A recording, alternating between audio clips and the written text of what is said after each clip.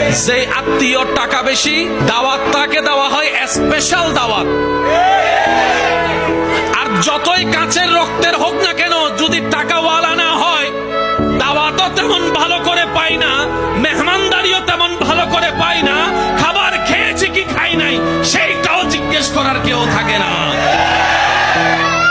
সম্পদ যদি একটু ভালো থাকে, বারবার এসে জিজ্ঞেস করবে, পায়েস খাবেন, একটু চা খাবেন, একটু চিনি কম দিয়ে চা এনে দিই, না ভাই আমার আর পেটে না না একটু খান না, একটু বসেন না, ওই রুমটার মধ্যে না একদম এসি আছে, আপনি ওখানে গিয়ে আরাম করুন। ওই দূরের আত্মীয়টা। আর যেটা কাছের আত্মীয়, সম্পদ তেমন নাই, পাশ দিয়ে গেলেও জিজ্ঞেস করে না, সে আশা নিয়ে বসে থাকে, হয়তো আমাকে একটু জিজ্ঞেস করবে, আচ্ছা খাই না খাই অন্তত জিজ্ঞেস তো একটু করুক, মনটা বড় হবে যে না আমার আত্মীয় আমাকে একটু জিজ্ঞেস করেছে।